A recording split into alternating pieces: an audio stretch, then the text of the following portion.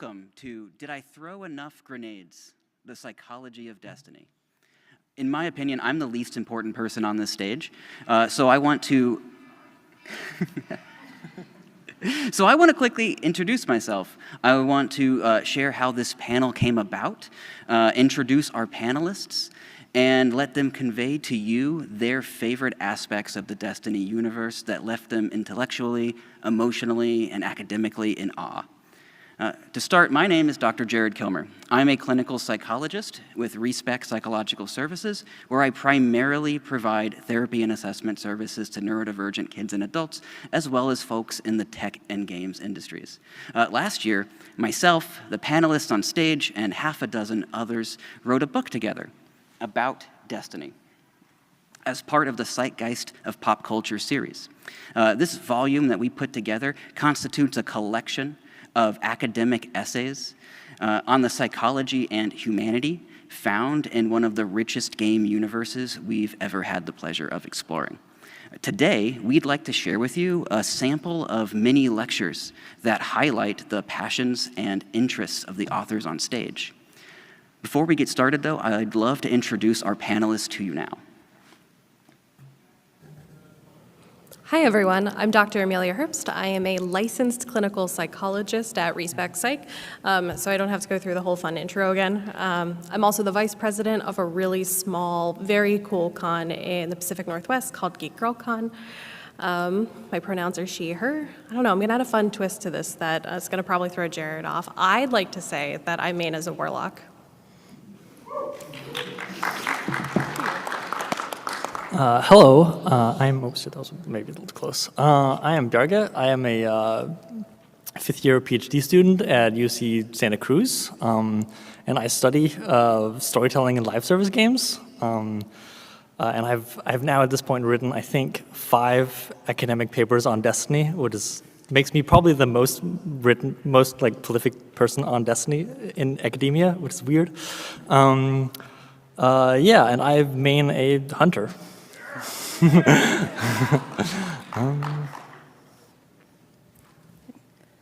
I am Kira. I am a classicist, art historian, and actual Dr. Jones, which is totally why I finished my graduate degree. I work as a historical consultant and a Latin consultant on film and media, and I also teach on the side. And I am here for the Warlock Supremacy.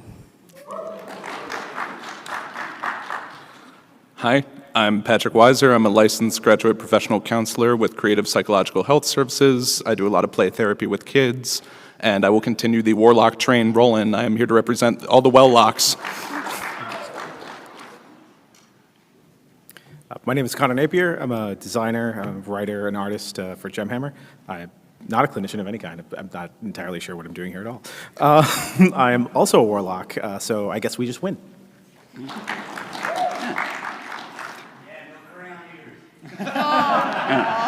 Spoke too soon. I am representing the Titans on stage today.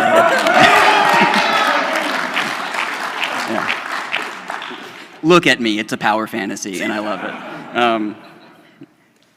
For myself, I thought I could steal the spotlight from everyone else today and talk about my chapter about growth mindset, but I decided against it. I wanted to give more time to everyone else. But I would encourage you to check it out. It is specifically about the ways in which Bungie works to foster growth mindset in their players through their own game design. What I want to do instead is read just 2 paragraphs from the introduction of the book to give you a sense of who I am and what this game means to me before we pivot into the real heart of this panel.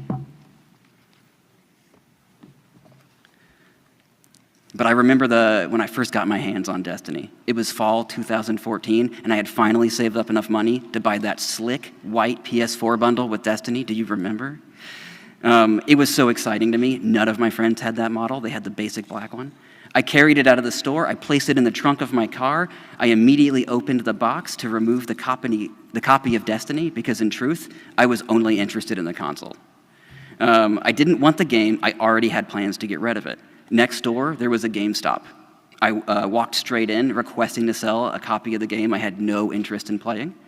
I was naively confident they would love that. My copy was still sealed in the plastic. It couldn't be in better condition. It seems great for resale. But they wouldn't take it. I didn't know about this, but unbeknownst to me, they have a policy against purchasing sealed games. It kind of makes sense in retrospect, but it surprised me in the moment. I said, fine. On my way home, I realized this could be a cool opportunity. I could just try Destiny out, like a rental. I'll play the campaign. A couple days later, I'll sell it. No big deal. 10 years and thousands of hours later, I'm still playing. And I think there's something to that. But now I want to pivot. I should have shown me. This is my Titan, by the way. I'm not just speaking. But I want to let Dr. Herbst talk about nightmares and resolutions. So very quickly, you could tell that I have a very certain aesthetic, and I will not pivot from this costume ever now. Nightmares and resolutions, they kind of match, right? So my chapter in the book is specifically looking at mental health and Season of the Haunted. One of our other panelists referred to it as the season of group therapy, and quite frankly, it actually kind of was a little on point. So for those of you that haven't played Season of the Haunted, aren't super familiar with it, Season of the Haunted was the one season where we need to come all together and support our various non-player characters, Crow, Zavala, Keitel specifically, in helping to work through their own nightmares in order to stop Callus's ships. So what's really interesting about this is that when Eris talks about nightmares, prior to Season of the Haunted, as well as during Season of the Haunted, she refers to it as a tie to trauma. For those of you that aren't super familiar with trauma, trauma is something that it's either directly experienced by us, it's directly experienced by somebody close to us, or it's an event that we have been privy to in some way. First responders can have trauma even if they are just showing up to tragic events. How we deal with that trauma is based off of how we interact in the world. So all three of the lovely NPCs that we have to navigate this fun group therapy session with are all absolutely avoiding their trauma, all three of them, in very different ways. We start with Crow and having to come to these essentially fight Uldren, right? So he's got this other individual that wears his face that speaks similarly to him and has kind of similar ideas to him, and is constantly being reminded, but I am still you, but I am still you, but I am still you. And in a lot of cases, for folks that lose their memories or for folks that have gone through some kind of major shift to make them change entirely who they are as a person, if that person that they were before has a lot of negative memories attached to it or even positive memories attached to it, it's really hard to look back at that person and the connections that they made and determine, yeah, like, you know, I should answer for the things that this person did. Or, no, I don't feel connected to this family, this friend group, this whole future that I had prior to this. And a lot of what Crow has to deal with is attempting to navigate whether or not, like, he should accept what Uldren did on him because he wears that face, because he, you know, in quotations, was essentially Uldren Sov. And it comes to the end that when he keeps having this fight with Uldren, like, no, I'm not you, no, I'm not going to accept this, he has to acknowledge that he's running from this reality. And by acknowledging that he's running from this reality and having to come to a place of peace with this, can his nightmare be dismissed and turn into a memory, and can he move forward? Zavala is very interesting. So we learn about Zavala's family in Season of the Haunted. What makes Zavala particularly interesting is not just the fact that his nightmare, his wife, is telling him, like, you need to move on. You ran right back to your guardians. You ran right back to this thing that you know. You didn't actually forgive yourself. So in an odd way, the nightmare is telling him exactly what he needs to do and is making him feel shame for it. And while this is happening, the Guardian is fighting Kethix, which is the very entity that killed his son. So in the process of having to work through his own trauma with the nightmare of his wife, the Guardian, an individual that he feels very responsible for, has to be fighting against the very person, thing, memory, nightmare itself that killed his son and is the reason why his trauma is so deep. What's kind of interesting is that when this book was getting edited, the final shape had just come out, and we had this interesting thing where I had to say, I think Zavala still has some healing that he needs to do. I don't quite think he's there yet. And as those of us that played the final shape, spoilers, you begin to realize that Zavala still has some healing to do. He might have started that journey when he let the nightmare turn into a memory of Safi, but he's not quite there yet. And last is Keitel. Keitel's been through a lot, and her defiance of having to take place in this ritual is really difficult. Because without her, there's a very strong nightmare that's tied directly to Callus that does need to be tackled. Her father is her nightmare, and he's still very much existing and causing trouble. But her nightmare of Dominus Gall, the other father figure that she had to realize that she looked up to him. He's one of the reasons why she became who she was until he betrayed her and all of her people, right? If it weren't for the selfishness of these two men, her homeworld could have been saved. So she's losing so much more than just her father figures or dad's a real jerk. But she also is mourning the fact that she had to be put in the position that she was because she was essentially abandoned. Her people were abandoned, and she had to become a different leader for her people. And Keitel's trauma is a lot deeper and a lot more complex, but it's a lot more fulfilling to watch her come out the other side of it. And very quickly, the Guardian can't do anything. The Guardian can't swoop in and save the day. So the Guardian needs to play the role of a support. And I think for the first time, it's a good role for the Guardian to play as being that support figure. You can't heal people's traumas for them. You can just stand there and be by their side for whatever they need.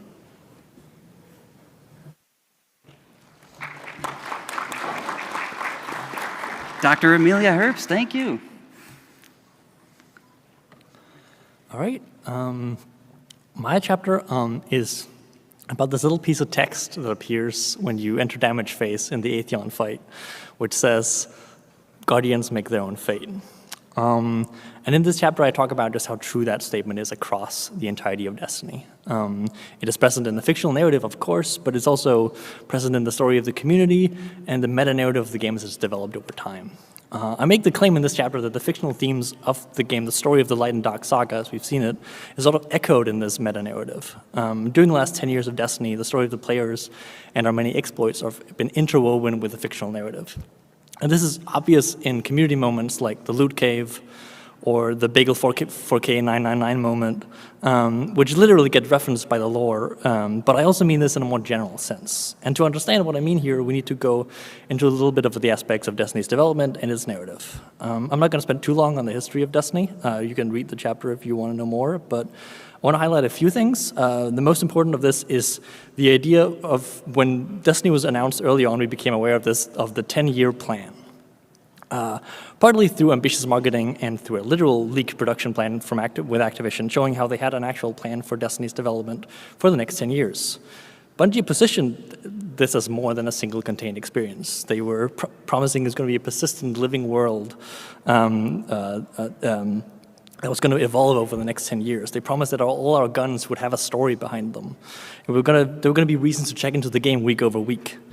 And let me just clarify that this was in 2014. This was there were some MOBAs and MMOs, but it's before live service games as we really know them today.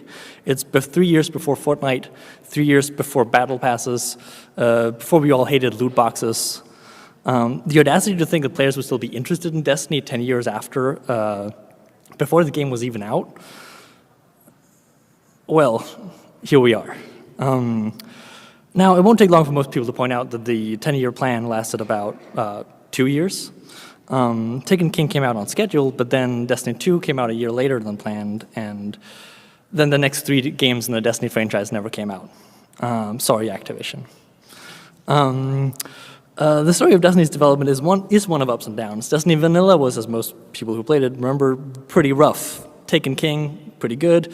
Destiny Vanilla, bad for almost the opposite reasons as Destiny 1. And then Forsaken, great. Witch Queen, banger. Lightfall, You get the point. Even when Destiny has had plans and directions, these plans always shifted and changed. It's never followed a straight, clean path.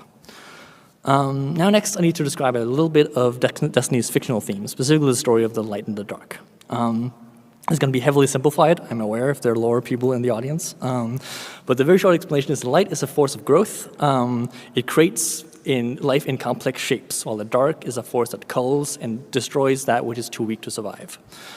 Serving the dark just means chasing the simplest, most effective solution. It is honing the sword into the sharpest possible blade. Following the light, reversely, means giving into complexity and failure. It means assembling ineffective tools into weapons and accepting difficulty.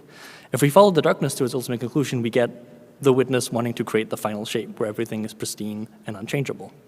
The light, however, demands that the world should be able to change and thus be imperfect.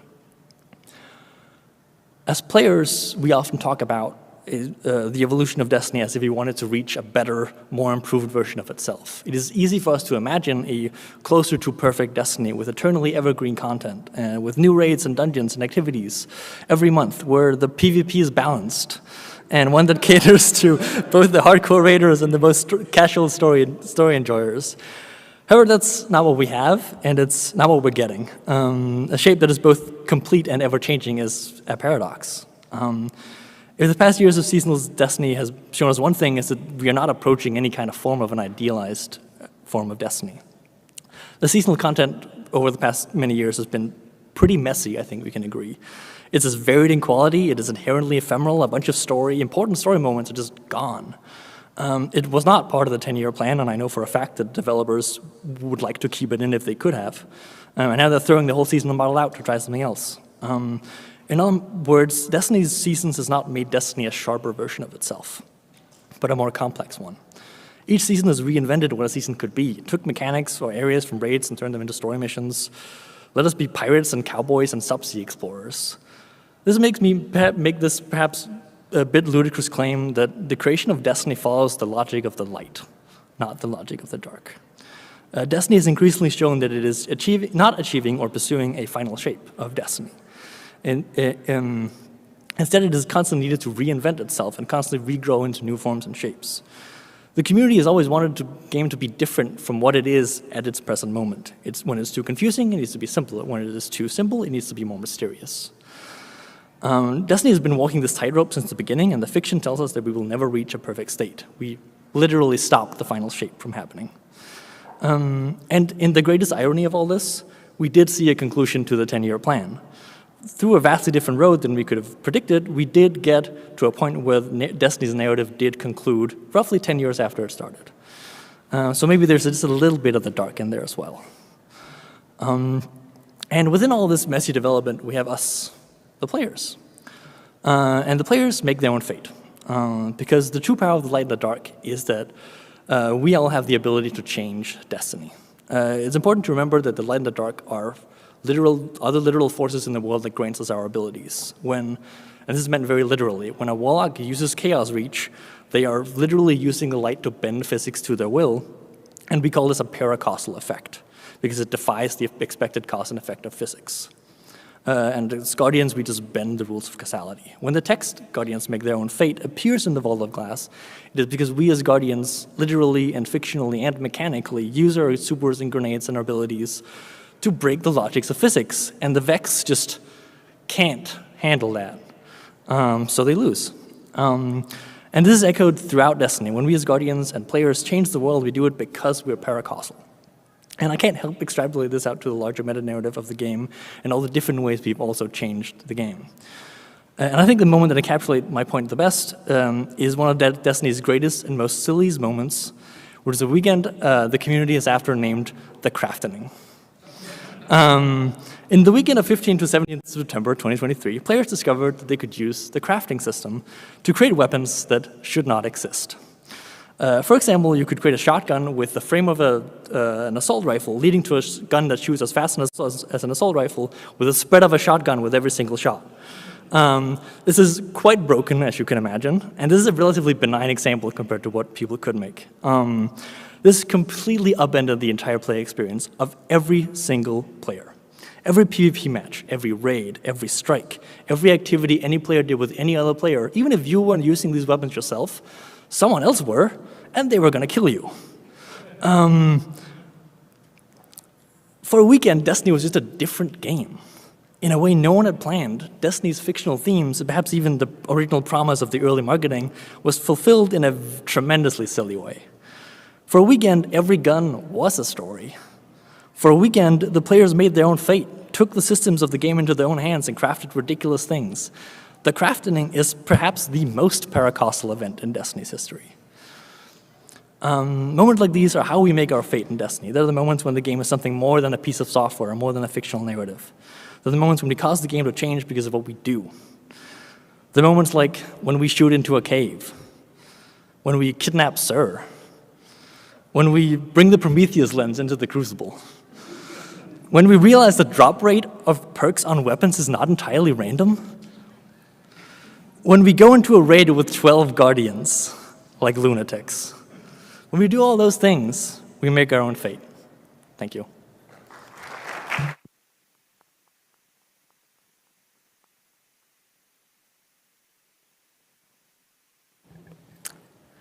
All right, well, I wrote my chapter on the Sister of Shapes, the deepest in the High Coven, the Witch Queen, everyone's favorite Moth Mother, Savathun. Here's the thing about me, I like stories. I like how they get woven together in games, and especially how they take things from antiquity, so from Greece, Rome, the ancient Americas, and how they kind of put a new spin on things.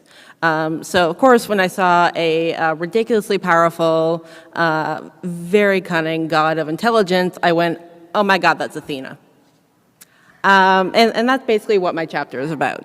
Savathun's whole thing is that she gains her power through people misunderstanding her. She always needs to be the most clever person in the room, and she becomes more powerful by constantly getting us to misjudge her. So the way that I went about trying to understand her, which probably made her infinitely more powerful, so sorry about that, was to look at her through the lens of the Greek goddess Athena. And especially Athena in the Odyssey in particular. So when we first meet Savathun in Destiny 1 and the early parts of Destiny 2, she's a big cosmic bad. We don't really know what she looks like. We come to know her through what she's doing in the world. So, we go into a mission and there's a big shrieker above us and it's the Eye of Savathun. Well, obviously it's not exactly Savathun, but it's doing horrible things, so we interpret that as her.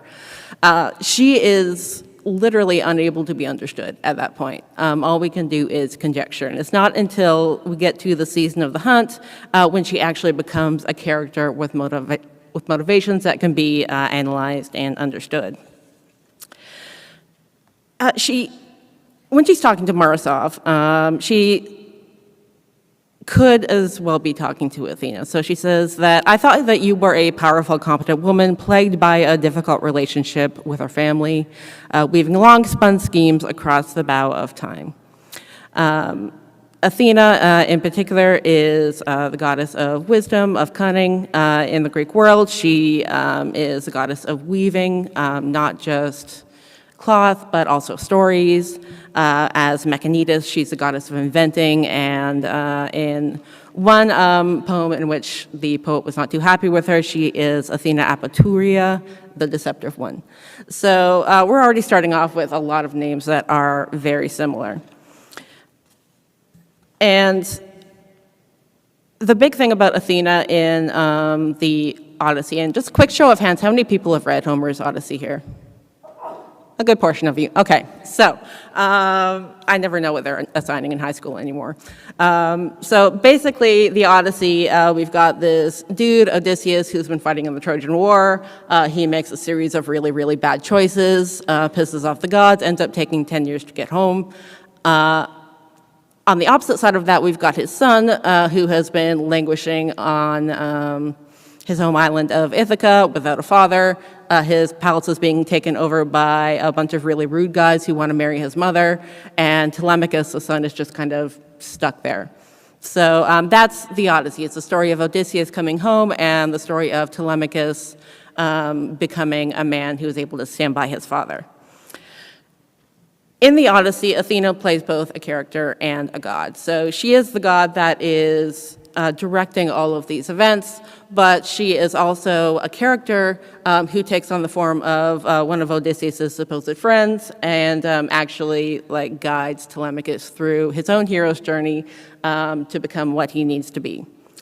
And I'm going to ask you all to cast your minds back to the Season of the Lost opening cinematic, where we get the voiceover from Savathun, and we see her High Ruin, the picture from the front of the Witch Queen expansion box, superimposed over the Traveler. Y'all with me? Kind of remember that? You can look it up on Google. It's a really cool piece of art. So that is above a host of characters. We've got Crow, Ikora, Saint 14, Zavala, etc. Also, we have the guardian or ex-guardian Osiris. Now, with her High Rune above the Traveler, it's telling us that Savathun is operating as a god. So she is directing events at the same level as the Traveler. But as we progress through the cinematic, we find out that, oh no, Savathun is actually Osiris at this point. So she's also now a character within the story. And Athena does exactly the same thing. She starts out as a god who is telling Zeus what's going to happen, and then she turns herself into this friend of Odysseus. At one point, she makes a great joke where she says that she's praying to the gods, and in reality, she's just praying to herself, and she's going to make everything come true because, you know, she's a god and she can do that. So Savathun is in the story as a character that we can meet, and she is also outside of that world as a god, and we're seeing the fruition of all of these hundreds of years worth of plans. Now, one of the most interesting things that Savathun does is she kind of takes on Crow as a mentor. And Crow is really, really similar to Telemachus in this case. So Telemachus is stuck at home with a bunch of suitors who kind of want to kill him. He is very much a child. He doesn't have any personal agency. And it's not until Athena gets there as the character who's coincidentally named Mentor that she is able to actually kind of push him out of that mold. And we see the same thing with Osiris and Crow. Crow is stuck on the Tangled Shore with Spider. Spider kind of wants to kill him if he steps out of bounds. And it's Osiris who actually brings Crow into the last city, intercedes with him just as a mentor would, just as Athena does with the Trojan lords. And ultimately, it is Savathun who gives Crow back his memories. Now, going back to what Amelia was saying, this is kind of crucial for him to overcome his trauma. He can't overcome the trauma if he can't remember it. But because he has that other Aldrin in his head that Savathun gave back to him, he is able to then come to terms with it. He's able to repair his relationship with Mara, which allows him to jump through the veil, to overcome the witnesses' bribes, and essentially to set us up for success in the final shape. So because of Savathun, he's essentially able to become that, you know, really, really good guardian that's able to make a lot of good choices and set us up for success. So, yeah, she's definitely a badass, but she's also done a lot of good for us. And I'm holding on strong to the fact that, spoilers, we will be best friends again. So just fingers crossed. Please, Bungie. Thank you.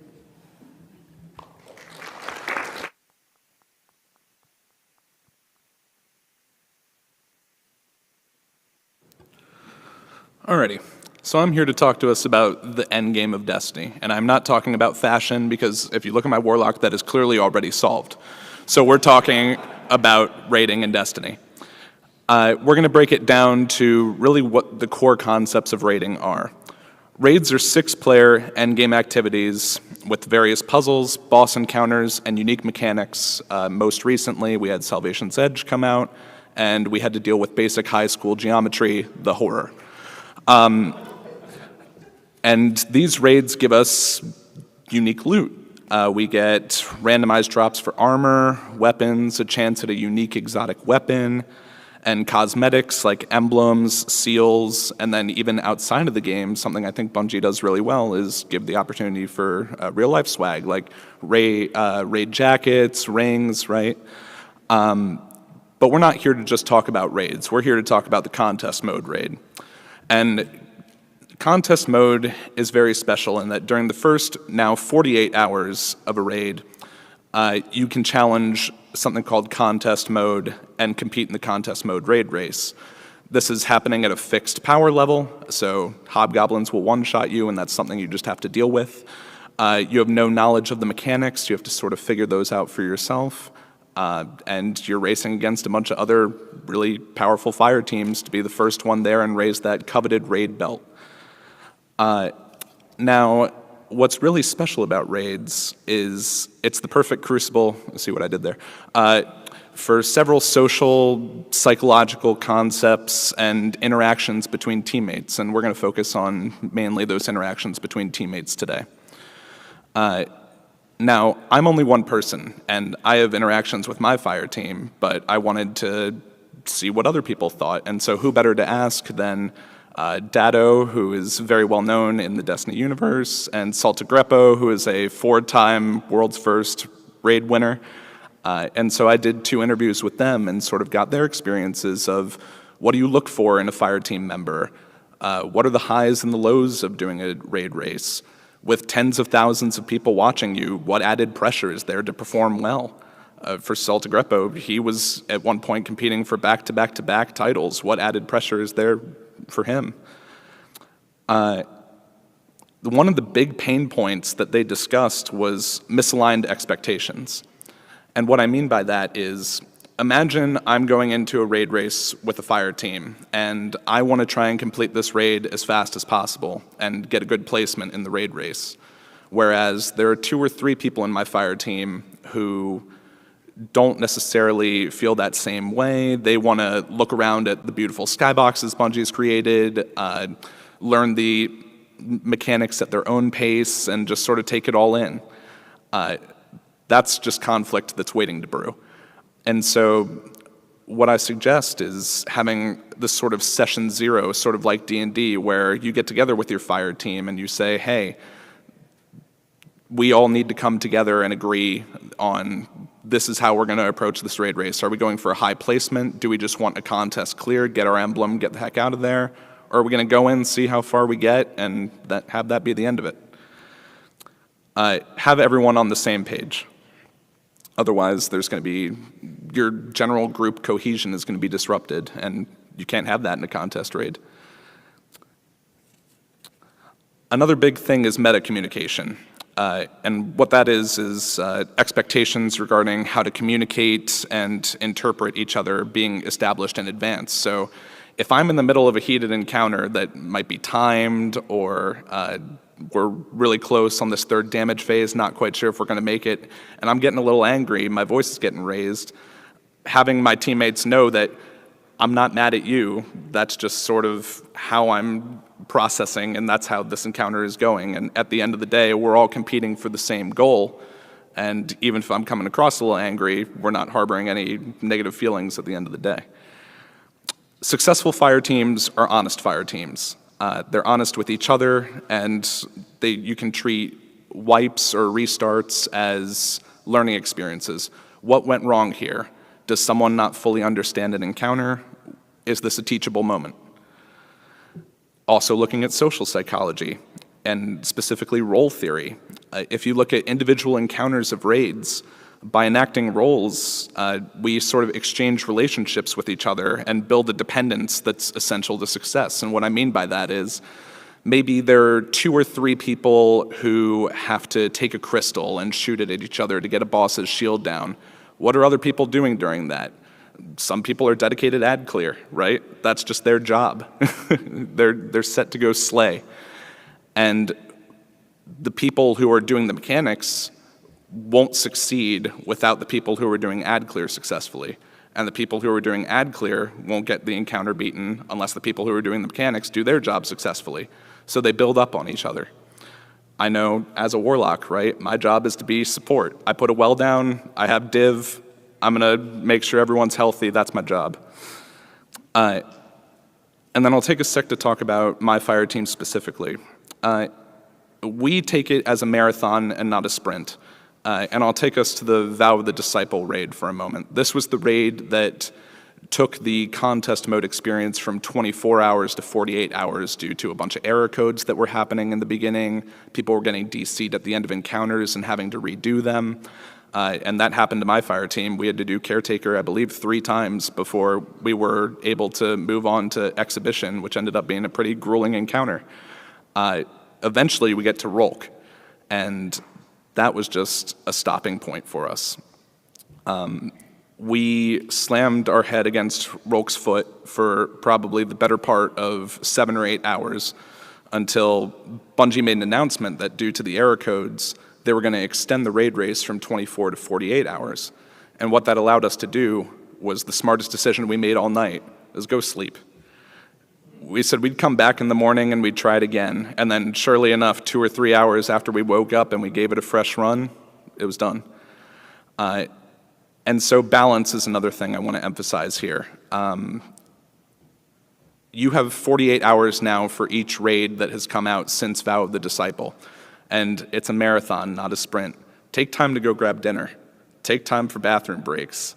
If you need to call it and go sleep for 6 to 8 hours and come back. You have the weekend to do it, right? There are a couple other things in the chapter that, again, I don't want to spoil everything, so I'll leave people to read, but I went through each encounter of the Salvation's Edge raid from both my fire team's perspective and sort of a raid race world's first perspective to see how can raids like this take 19 hours to clear for world's first. For Verity specifically, right? This was an encounter that is sort of notorious now for being extremely difficult. Again, I mentioned the geometry, haha, but indicators are a big part of discovering mechanics in encounters, and Verity didn't have a lot of that. Maybe the music changed a little bit when you did something, but there was no actual text like Guardians Make Their Own Fate that showed that you were doing the right thing. And it's pretty much brute force. You take a theory and you run with that theory until the end, and if it's the right theory, congratulations, you beat the encounter. If not, what did we learn? That wasn't the right theory, and we try again. There's also a bunch of tips that I've included that have been generally successful for my fire team. One example I'll give here is to make sure every fire team member understands the mechanics of each encounter before you go on to the next encounter, because Bungie raids like to build on themselves. This encounter is going to be slightly different from the previous encounter, but at its core, this is a mechanic that's going to see itself through the first encounter, second encounter, and probably final boss. What do we do with this info? We've learned that the Edge of Fate is coming out in July, and we have a new raid coming out on the 19th, which is very exciting. And so I'm sure there are a lot of raiders here. I hope to see you guys alongside me and the rest of my fire team, and I want to give a quick shout out to my boys because I wouldn't be here without them. So Travis, Charles, Dan, Joe, Zach, Liam, Paul, Donnie, those are all my guys. So we got some good memories from our raid races, and I hope I get to make some better ones alongside you guys with the next expansion as well.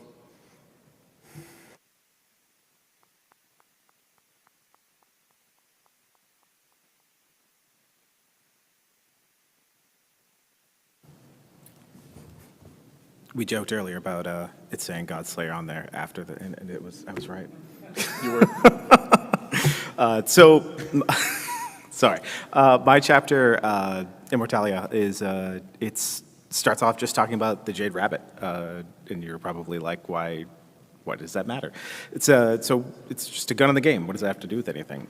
Well, the lore card for the Jade Rabbit is inexplicably a Zoloft-style commercial for antidepressants for Guardians, which doesn't really even seem to make a lot of sense on its face, especially where, like, earlier when they introduced the Jade Rabbit, it was like, oh, they're just like scraping metal pieces off of bulwarks and on the moon and stitching it together. It's the cleanest looking gun in the game, but we're expected to believe that someone's like ripping off metal plating and going, yeah, it's a gun now. It's what you see from Cerberus +1, not Jade Rabbit. But In my chapter, I talk a lot about what the Jade Rabbit is like mythologically, like in the real world, but then also how it's treated in the game, especially with Dido as a company. Because Dido, the weapons foundry that makes the Jade Rabbit, they make like no weapons. Right? 2 exotics, a handful of guns are attributed to them in Destiny 1, but they're probably the richest, most influential weapon foundry in the game. They have an office in the tower. Like, I feel like Omelan puts out a new hung jury every week. Have you ever seen an office for them? They don't have one. But Dido, they've got shops on every street corner. They're like the Apple store of guns in Destiny, and they make 2 things. And their other gun, the two-tailed fox, their lore tab is also a commercial for something.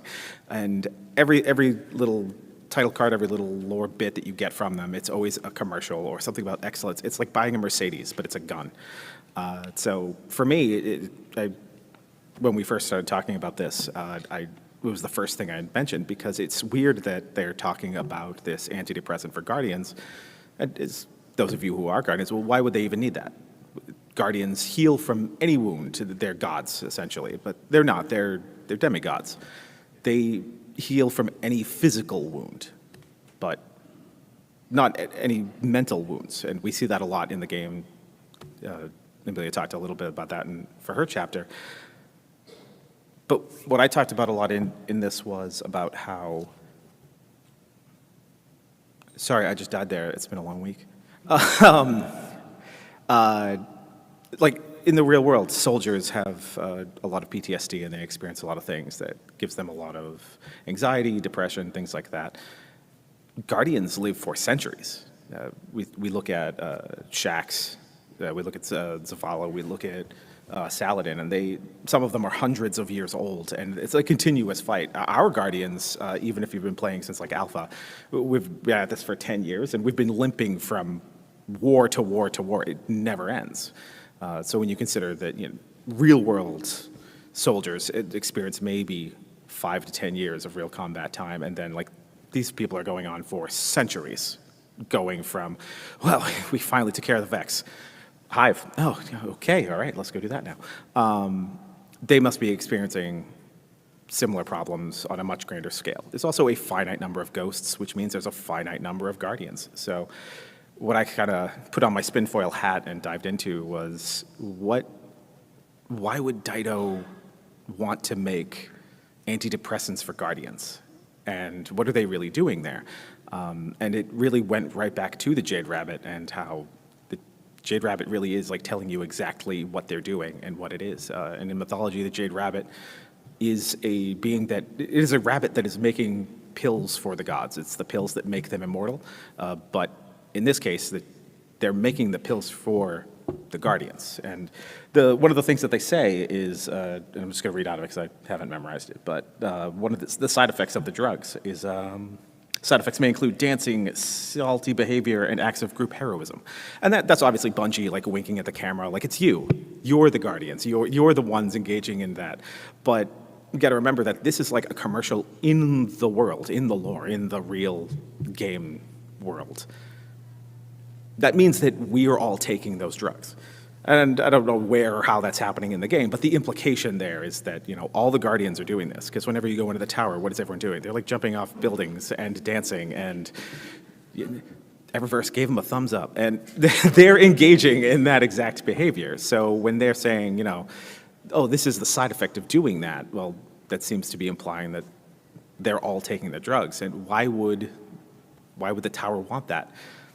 Because they're engaged in conflict after conflict after conflict with no end in sight. And Devrim K, even with his No Land Beyond, he's not really making any headway. They need Guardians to go do it. They can't have regular folk do it, and they need to keep Guardians in the fight. And we've seen in the lore where Guardians give up and go home. Has anyone seen Lady Aphrodite? Nope, because we even get lore that she just went off with a bunch of other Guardians, and they have like their own like city somewhere where they don't do that anymore. They don't fight. They don't engage with this. They're just living their lives. And if every Guardian starts doing that, if every Guardian just is breaks down and stops participating, then what? Who's doing the war? Who's taking care of this?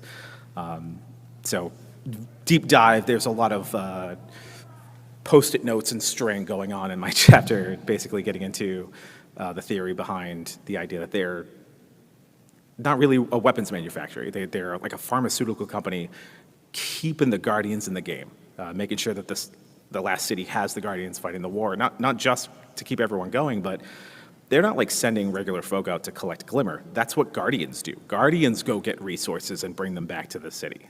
So Guardians aren't just fighting the wars, they're also the streamline of resources for the last city. It's not like they have a farm. I know we have the farm. Not anymore. Well, kind of. It's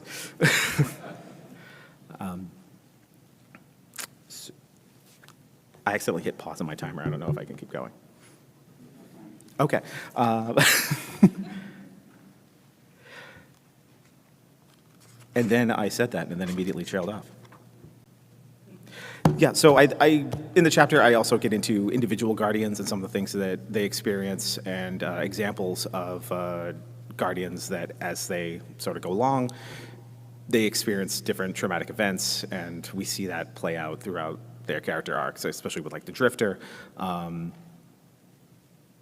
He goes through the Dark Ages, ends up on a planet, watches everyone kill themselves. So, like, his whole backstory is watching Guardians go crazy one by one.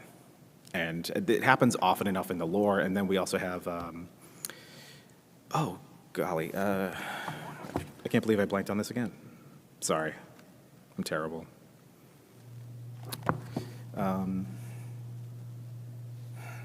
You're so mad at me right now.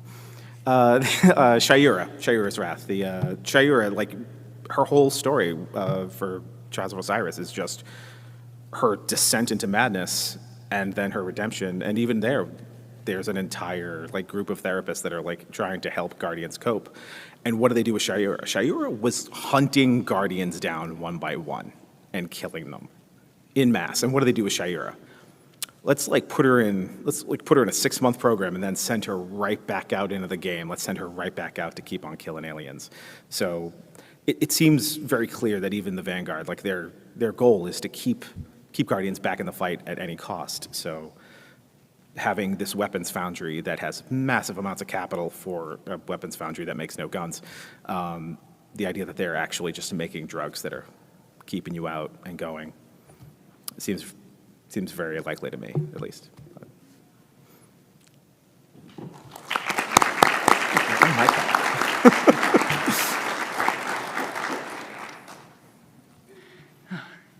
If you enjoyed these presentations and you want to dive deeper into these topics, please check out this book.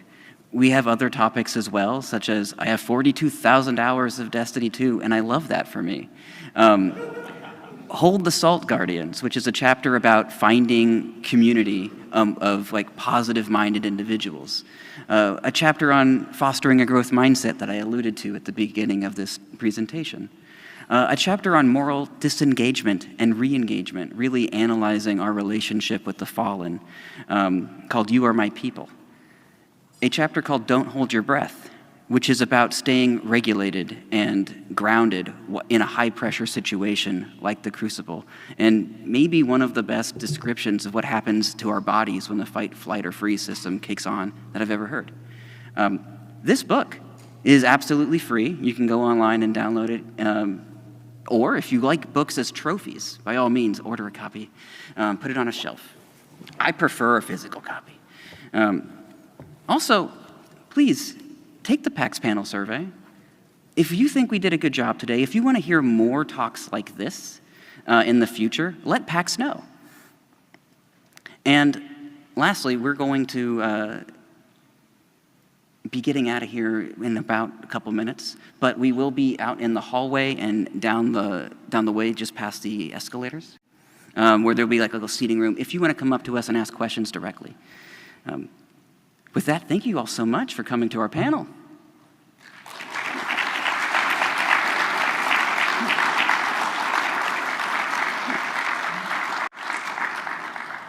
All right, have a great rest of your PAX. Get out of here.